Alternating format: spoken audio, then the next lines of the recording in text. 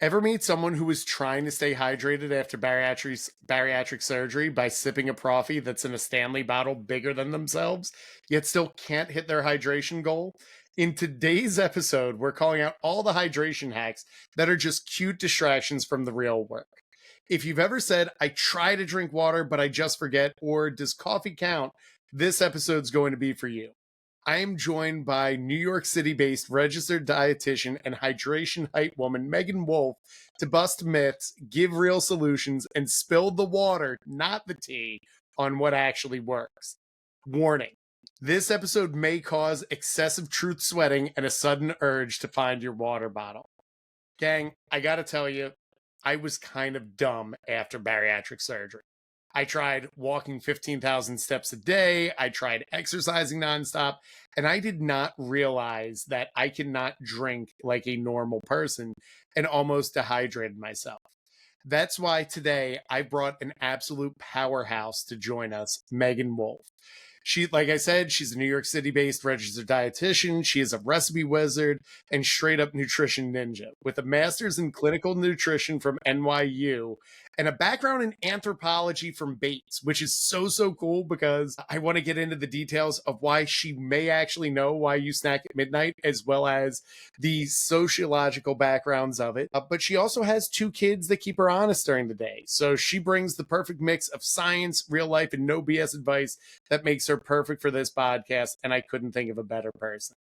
She also runs a killer weight management practice and is here to help us stop being weird about water. So Megan, welcome to the show. We got through the intro. I am honored, and really, I love the water wizard. I mean, what I think that should be like at least an email like intro, like your signature, like water wizard.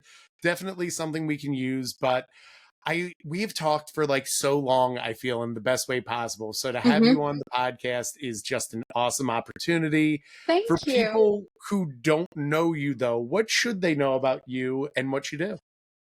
Sure. Well, I am Megan, and as you said, a New York City-based registered dietitian. I love all things bariatric medicine. I'm a huge proponent of whatever works for you. And I always say, like, my job as a dietitian is to help you meet your goals. Like, as long as you're healthy and, making sound choices, like, I want to support you. I love what I do. And as you mentioned in your intro, I do have a bachelor's degree in anthropology. And I think that talking to people and working with people and helping people is like so at the heart and the root of why I love this work. And also bariatric surgery, medical weight management, whatever you want to call it, like really does change lives. And I feel immense gratitude to be able to be a part of so many people's journeys. And it's been cool. If you're not following Megan on Instagram, I don't know where you are and why you aren't. But I have to tell you, I've always loved in your content that it is very practical in the sense of in an age where the internet is telling us we need to get in ice baths, we need to make these perfect recipes that have like 52 steps and everything else. You've literally written the cookbook on 5 simple ingredient recipes. What inspires you to make content that speaks to an average bariatric patient, or how do you come up with your ideas? So I think, as you also said in the beginning, I'm a mom. I work full time. I have 2 young kids. Like I always say, I could, it's always easier to tell someone else what to do, right? But I'm literally never going to suggest that any of my clients do something I'm not willing to do. I'm never going to tell someone that she should or he should wake up at 4:00 in the morning and get on the Peloton. Because like for me, like I'm not that mom, and like Godspeed, like you're doing the Lord's work if you are doing that, but like for so many people it's not possible. So I think like really just understanding that there is a difference between what's like a guideline and what's a protocol, and then like what is practical is the minutia of this and the nuance that really makes a difference. It's like so many people talk about how they go to a dietitian or whomever they go to, and they just like read off what feels like a script of, here are the 3 things you really need to focus on after bariatric surgery. And it's like the same thing. If you pre-op, post-op, regain, revision, like whatever it is, it's the same. And it's like, there's no nuance to it. And people need practical advice. So it's like, obviously there's so much to talk about on the bariatric journey, but it's like, I always laugh when people are like, oh yeah, I'm going to like drink more water. It's like, what does that look like? Like you have to have something that's attainable and not just have it be like, oh yeah, I'm working on myself. It's like, well, what does that mean? I Right? love I'm that working. I love that you get into that and do that, because I loved my surgical center, but they were Mhm. like the standard issue, 800 calories, 75 grams of protein, Right. 64 ounces of water. I'm like, Right. not for nothing, I'm 315 pounds starting. I'll start there, but like, what do I do like in a year? What do I do Right. in 2 years? And it's tough because I think a lot of registered dietitians, when they're working within the confines of a medical practice, the common theme we're hearing from all of them are, I Mhm. see like 20 to 30 clients a day, and there Mhm. is no room for nuance. No, there's no time, which, I always say the bariatric system is not set up to support, unfortunately, in this country, this is my opinion, not set up to support post-op patients. And Agree. it's not fair, because when you think about it, we can talk till we're blue in the face about everything that's going to happen and how you're going to feel and what's going to change and what's going to be, until you live it. I just gave someone this example today.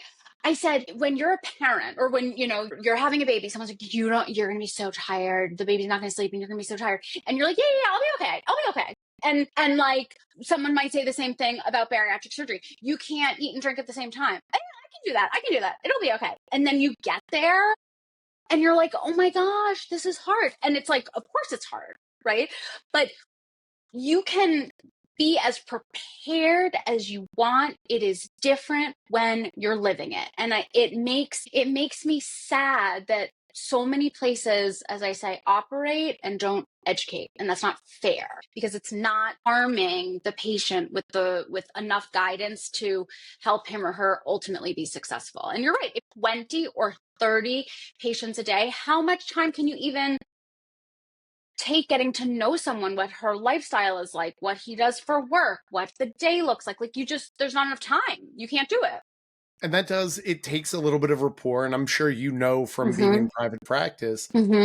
there is nuance that you need to have space to open up. Like that doesn't Mm-hmm. necessarily even happen in the first 30 minutes you Right. meet someone, of like, hey, by the way, Totally. how's your stool? Like, are you drinking enough water? What does your protein look like? How is your sleep? Totally.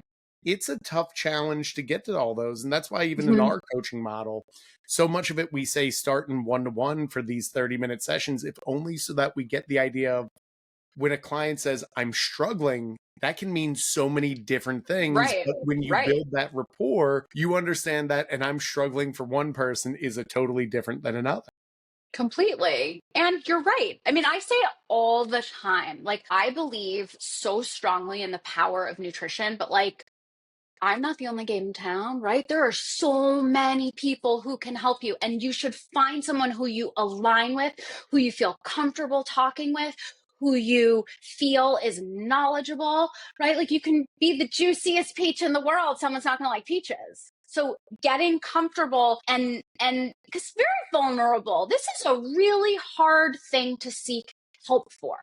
And so you're absolutely right. Like, having a good rapport with someone. It's like, if you say, people are always like, oh my gosh, like, I'm embarrassed to tell you what I eat. I'm like, first of all, I've literally like heard everything. Like, you should feel absolutely no embarrassment. But also, it doesn't do you any good if you tell me you eat celery and chicken all day. Right? Like, I can't Exactly. help you. I can't help you. I always say that an honest tracker beats a perfect tracker, because Totally. it's really in the imperfections. And I don't even want to say like it's Totally. a dirty tracker. It's more of like, if you're eating closer to like 4,000 calories a day in your journey, giving you a 700 calorie meal plan is unrealistic. But if you're telling them I'm only eating 1,200 calories, it Mm-hmm. can play a big role. Water's kind of the same way of, Mm-hmm. like kind of talking through their hydration routines. How do you figure out if a client's getting enough water? I think I just like always assume they're not. And I mean that with love, Nope, because I say it's good. We're on the like same page. you're just not, right? Like, you're not. And this is true for the majority of people, regardless if you're on a GLP-1, if you had bariatric surgery, if you're, whatever you're doing, right? Most people just do not get enough water. And to your point of an honest tracker versus a perfect tracker, I think sometimes our idea of like how much is actually in something, like are we when you say, oh yeah, I have like 8 glasses of water. It's like, okay, are we talking about a Stanley? Are we talking about, like a larger glass? Are we talking about, a tiny little teacup? Like what does that really mean? But I do like to ask people around how many ounces they think they're drinking, not because I want anyone to feel like called out or anything, but because water and hydration will literally change your life. And I think we don't recognize, like most people don't recognize that they're dehydrated. And so 100%.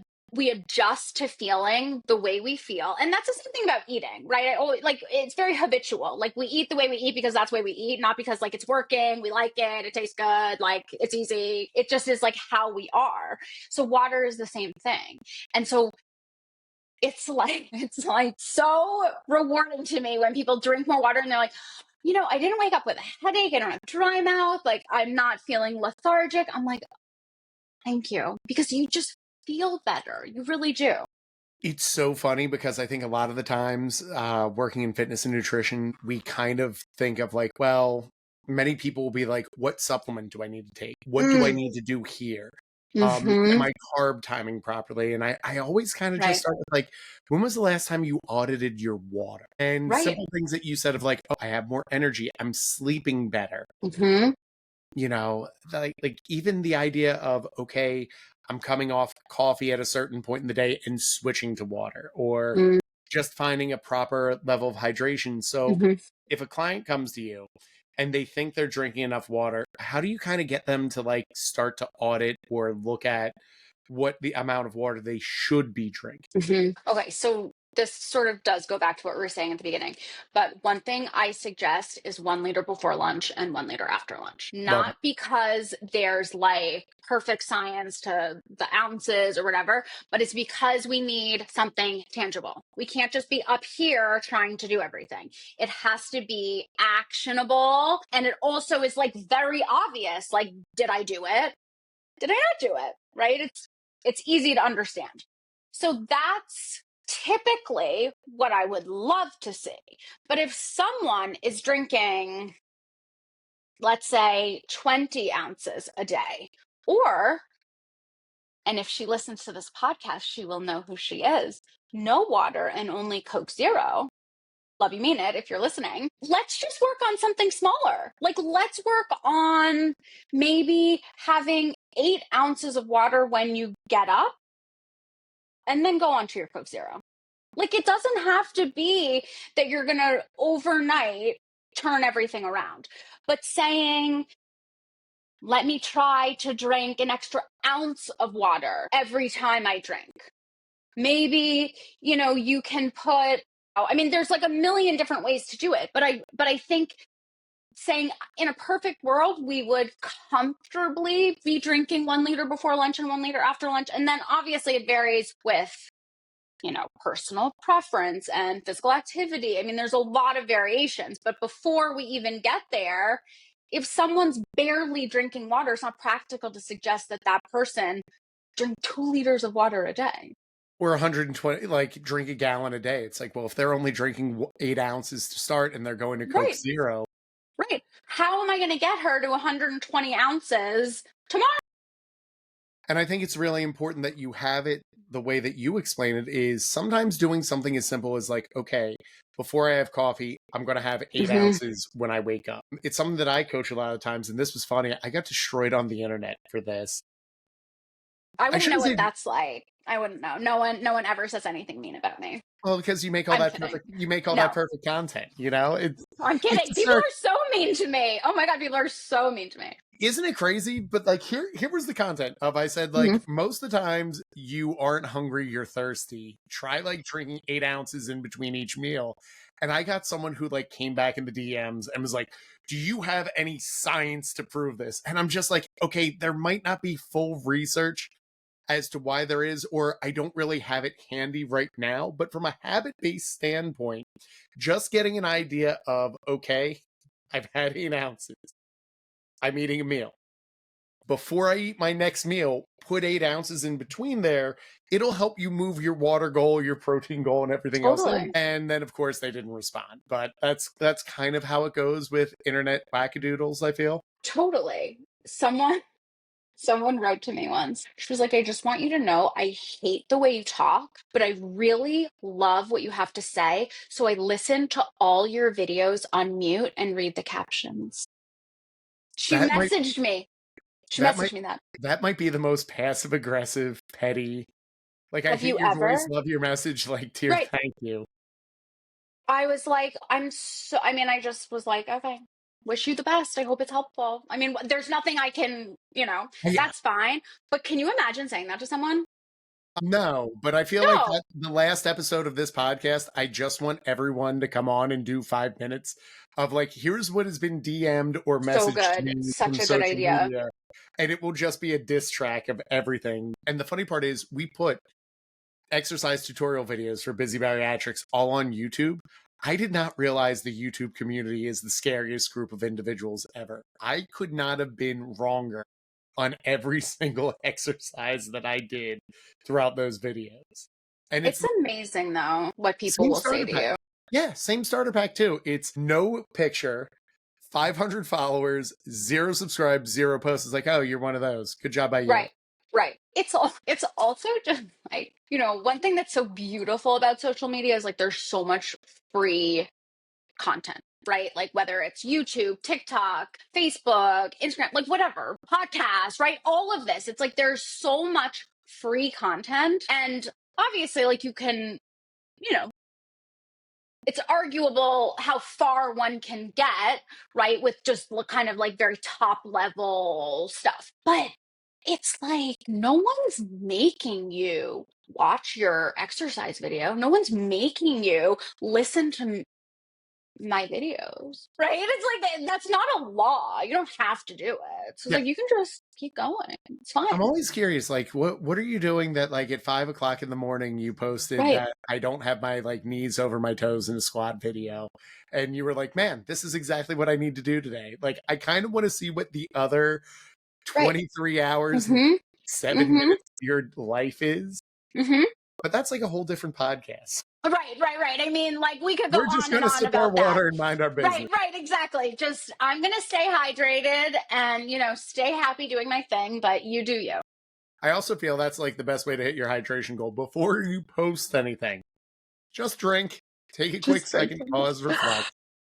I will say though, just in terms of what you said about the if you're hungry, you might be thirsty. There is science behind that. And especially after bariatric surgery, I mean, a lot of people I think have lost that ability to regulate like what's hunger, what's thirst, but especially after bariatric surgery, and even more so, I would argue on a GLP, your hunger and thirst cues are dimmed. So it's not crazy. And there is science behind that. It makes me upset and irritated when people are like, that's diet culture to say that you're, just thirsty. It's like it's not diet culture when it's true. Like there is truth behind it. I feel like you can say this is like reason number 700. I think I rub people the wrong way.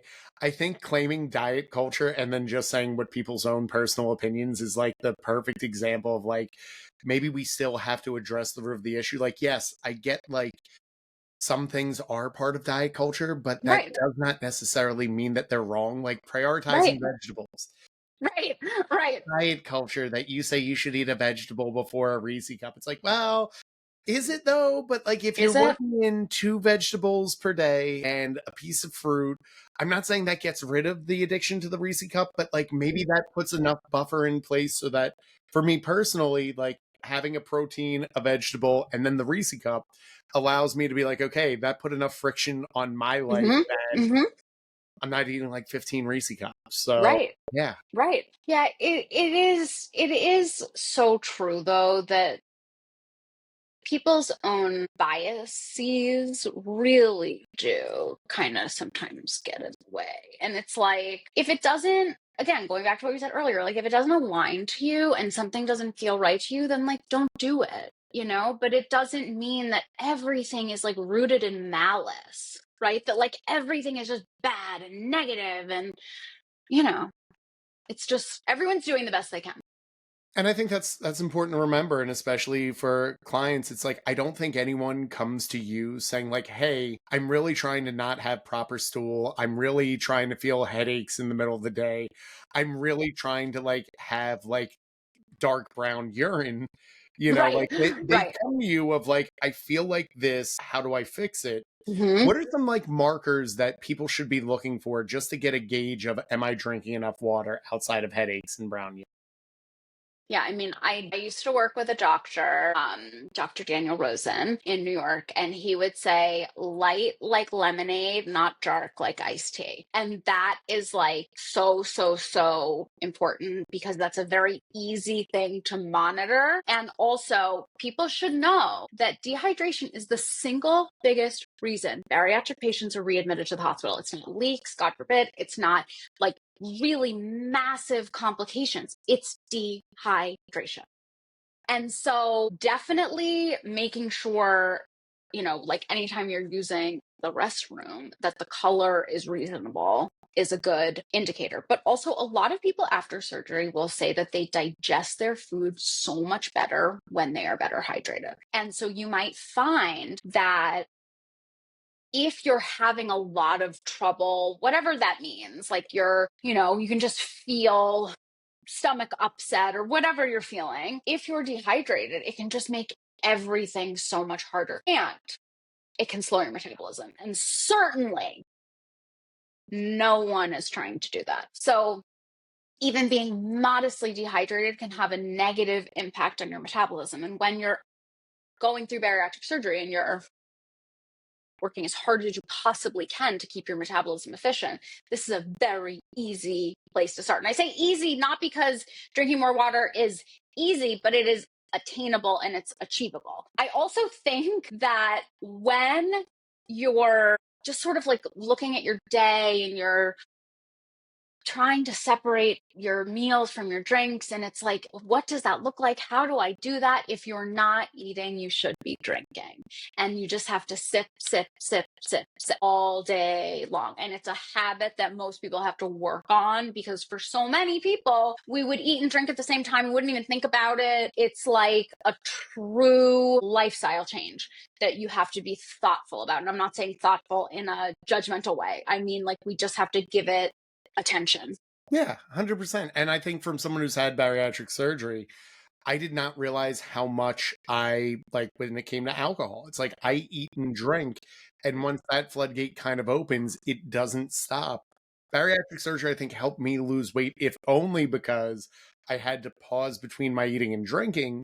You know, I also waited the 6 months after to even incorporate alcohol again, but I Mm. didn't realize until then how much I was combining the two with liquid calories as well as regular calories, how much it threw off my hunger cues, how much Mm. I realized when I paused and waited 30 minutes, I was always amazed like, yeah, I could be done drinking now. Like I don't have to continue to drink alcohol. I think it does allow for a level of mindfulness that does really help Mhm. move the needle in maybe not the most direct way, but I think in little subtle ways that make the big difference, if that makes sense.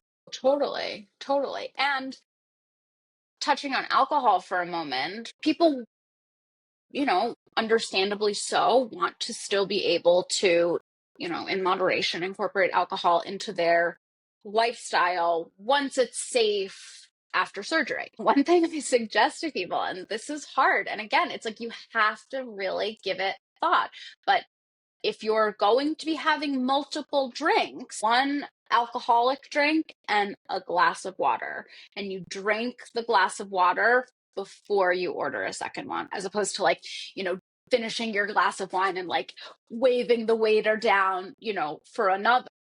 That's just me at a wedding or an open bar. Right. I mean, same after this. I'm going, it's sunny in New York City. I'm going to go meet a girlfriend for a drink, completely. I get it. Best way to But do it. also, Yeah. but also, when you're drinking, yes, alcohol is a toxin and all the rest of that, it will dehydrate you. And I think that is the main reason why people feel so bad the next day, because they are so profoundly dehydrated. So I'm gonna talk some shit right now. Literal shit.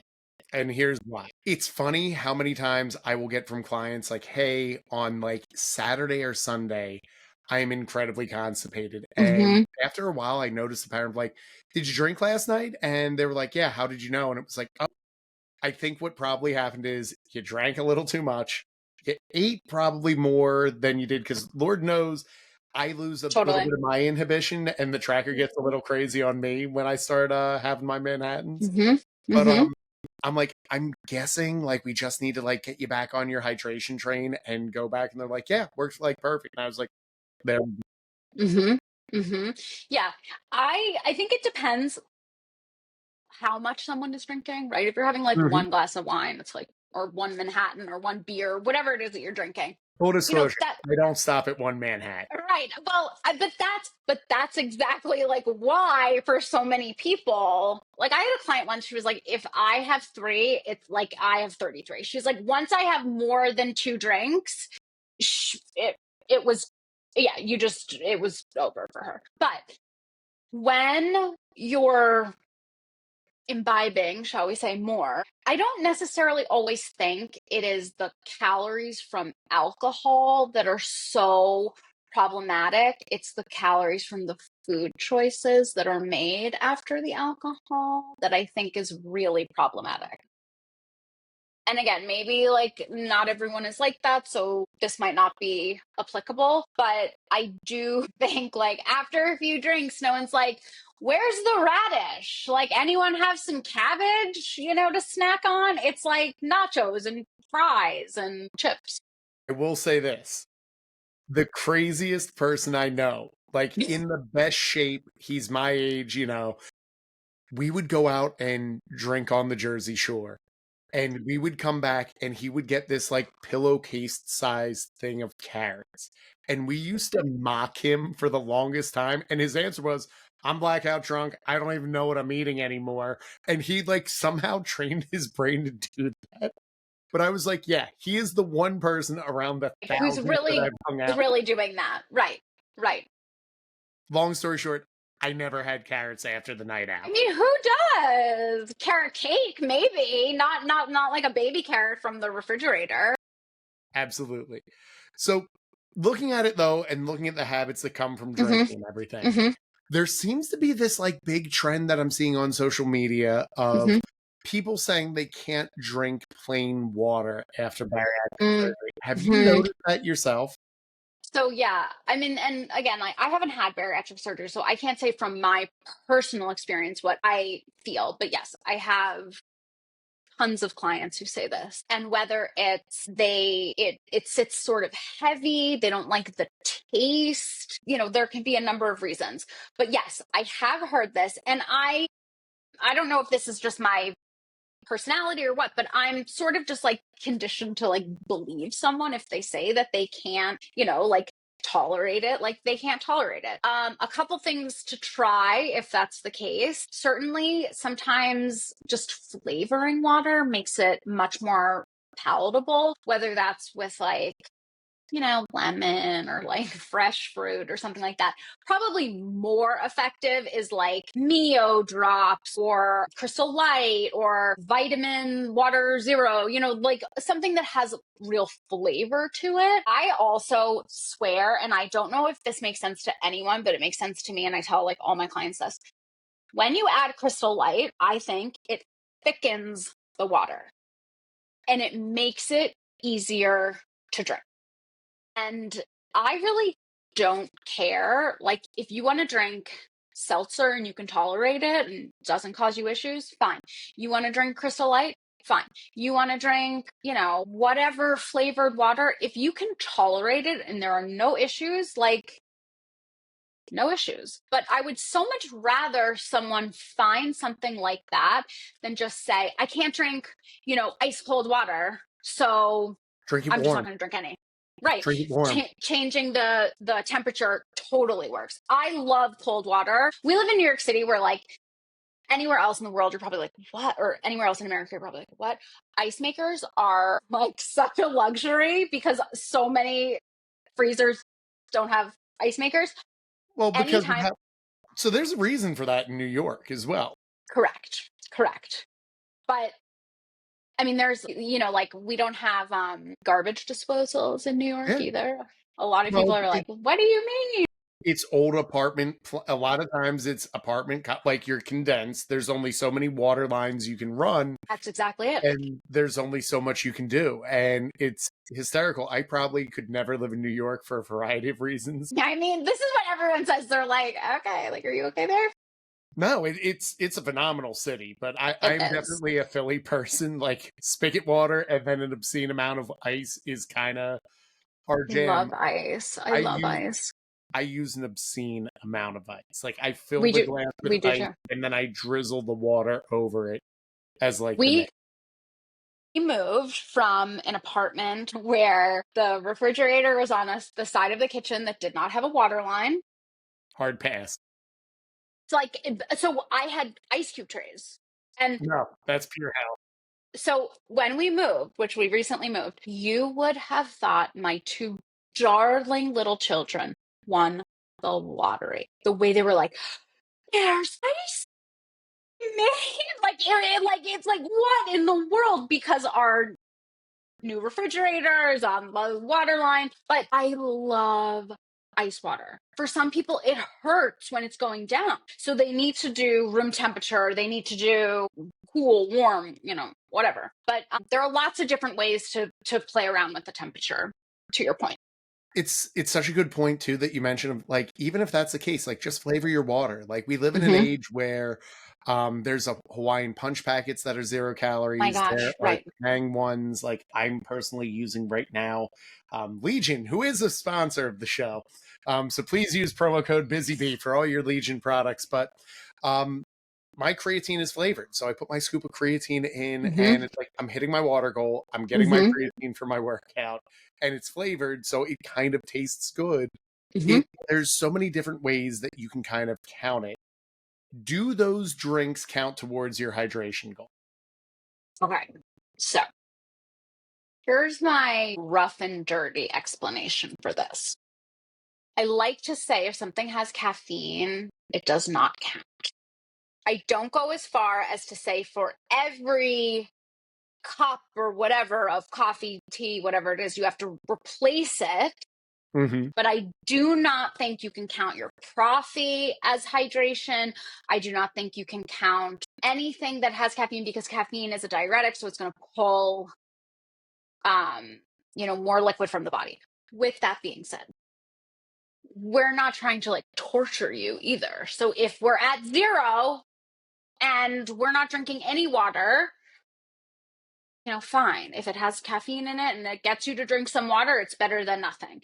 But if someone is, doing fine with her water and drinking coffee, it's fine. But I do not count the coffee as hydration. And I've only had one patient in all my years of doing this, 12 years being a dietitian, whose doctor says you can count coffee as your hydration.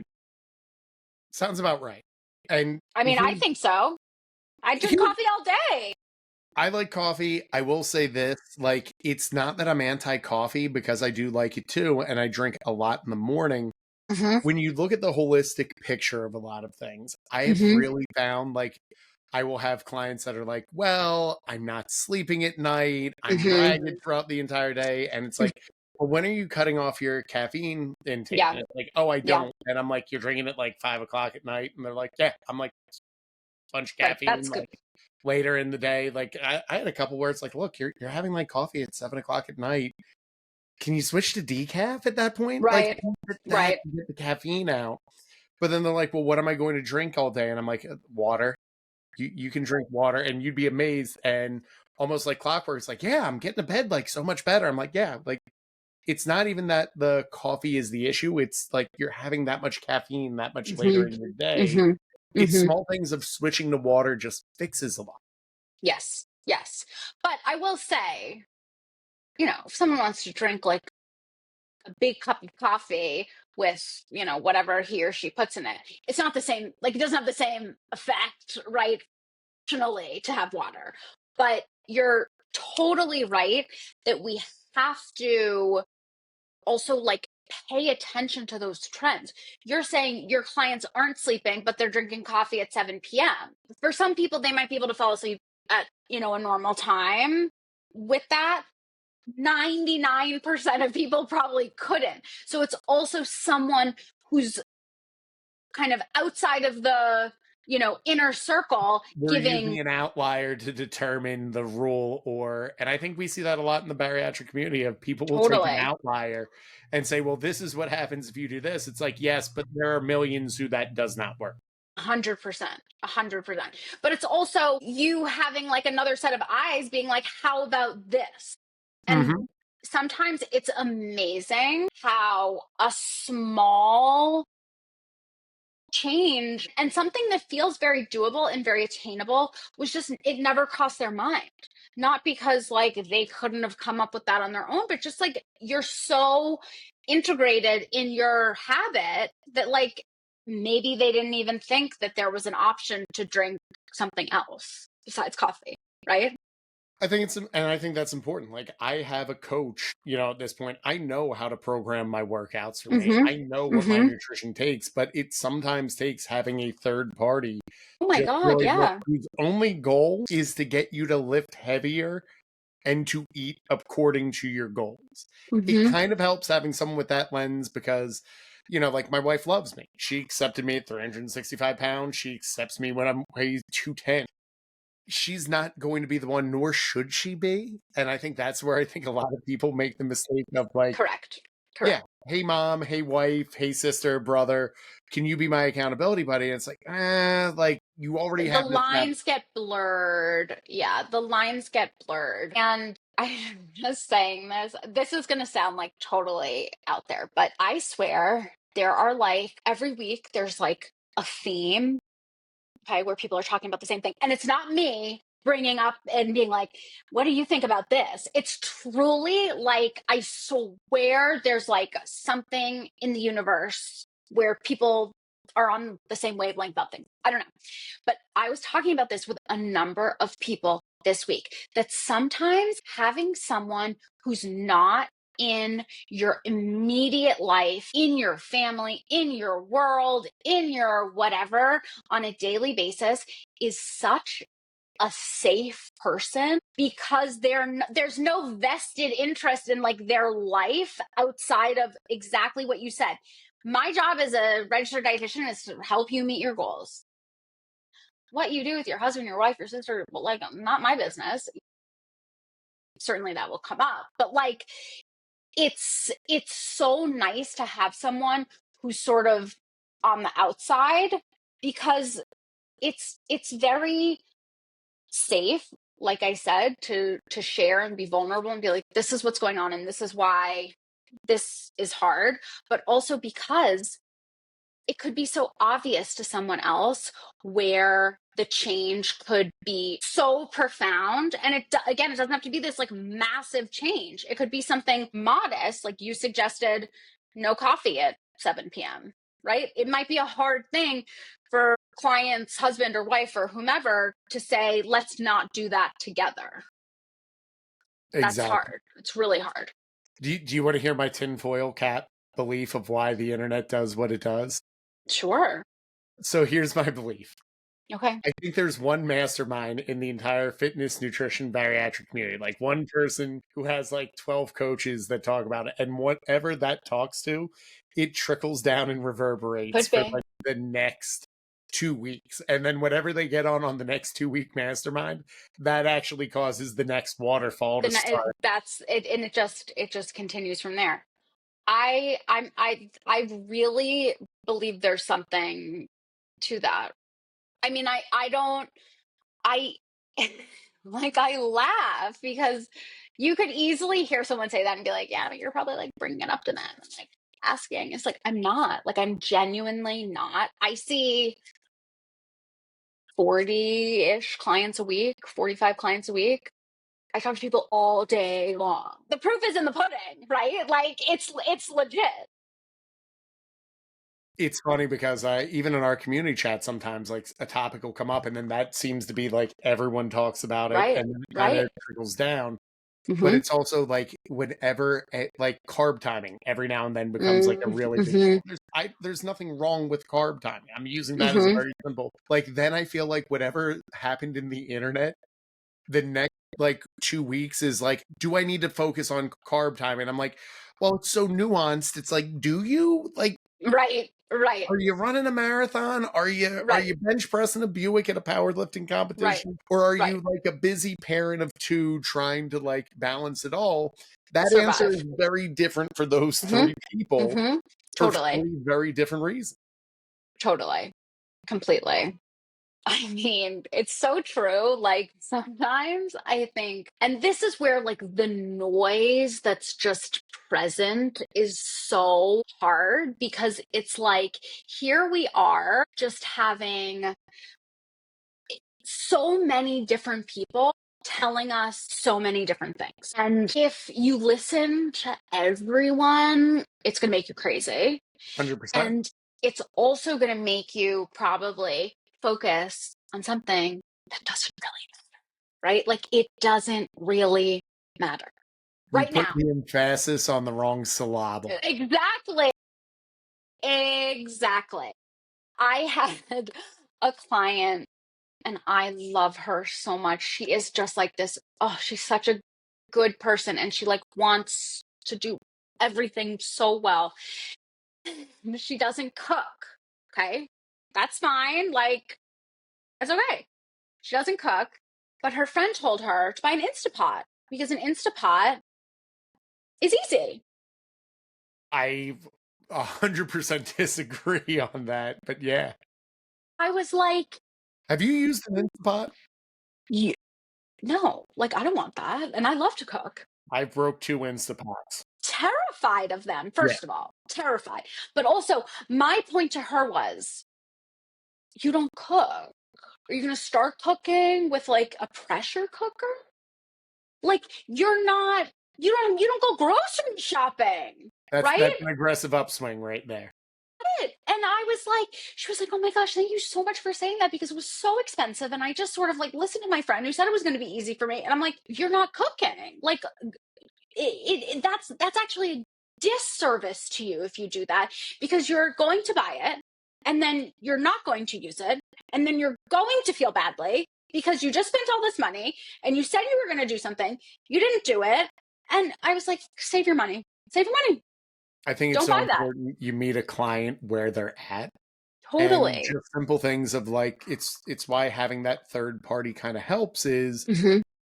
even just to get rid of all the noise. And a lot of the times like we do that in the coaching space is like, look, there are 1,000 different approaches to weight loss and muscle building after bariatric surgery. And believe it or not, most are technically right. There are Mm-hmm.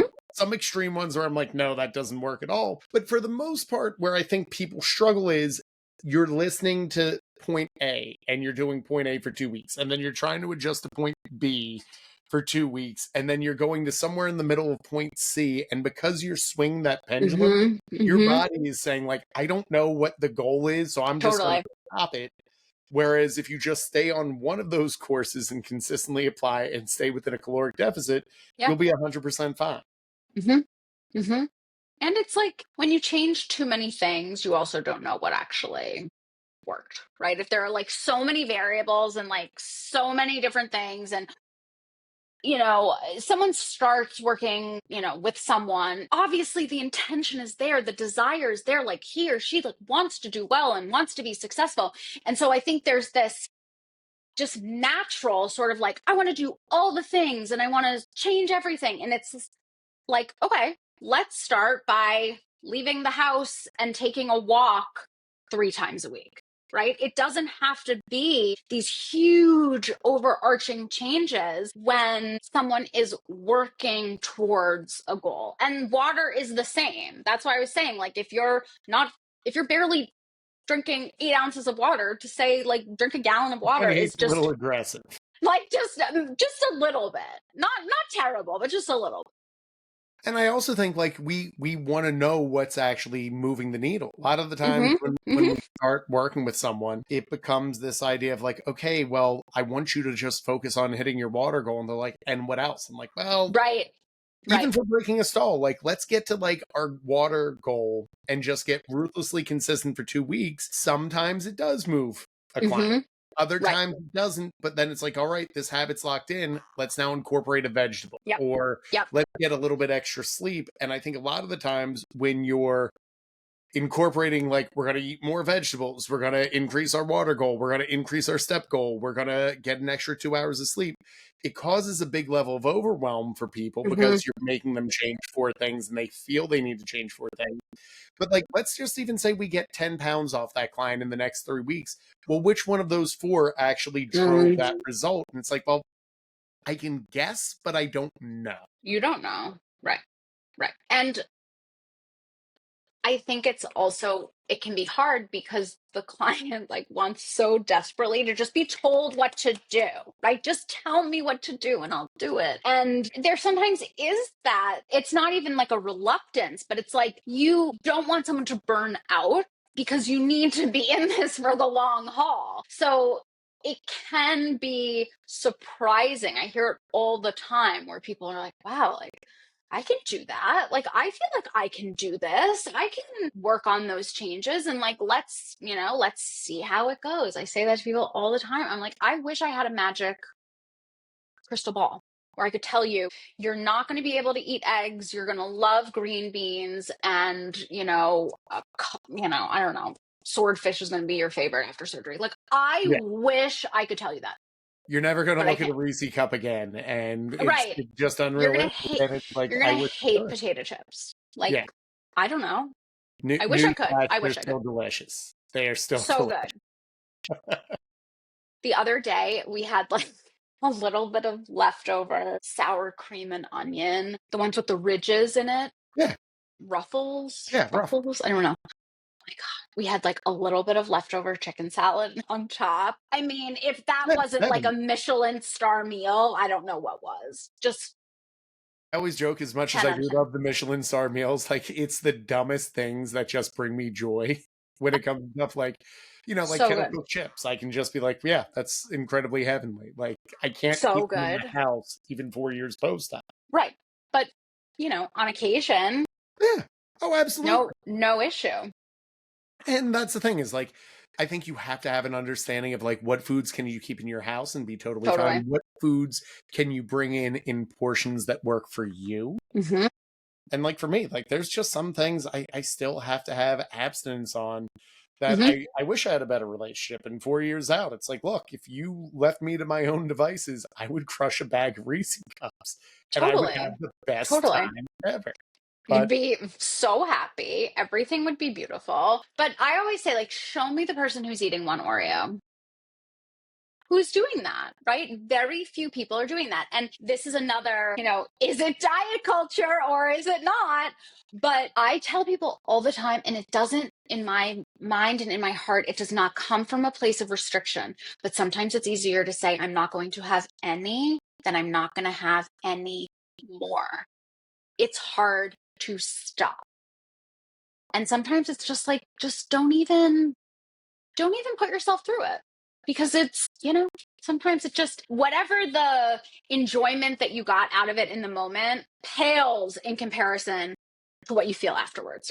100%. And I always say with the same logic of if you had an alcoholic, Mm-hmm.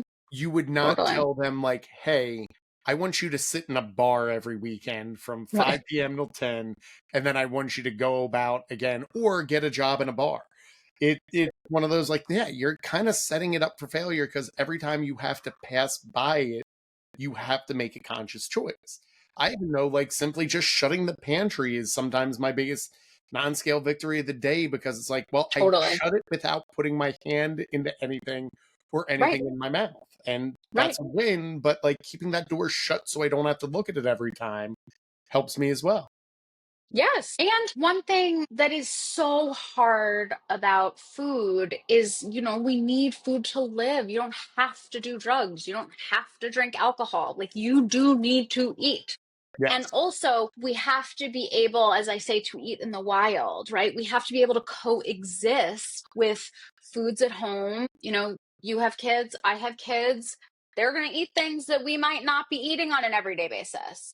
And that's also a learned skill. Hmm.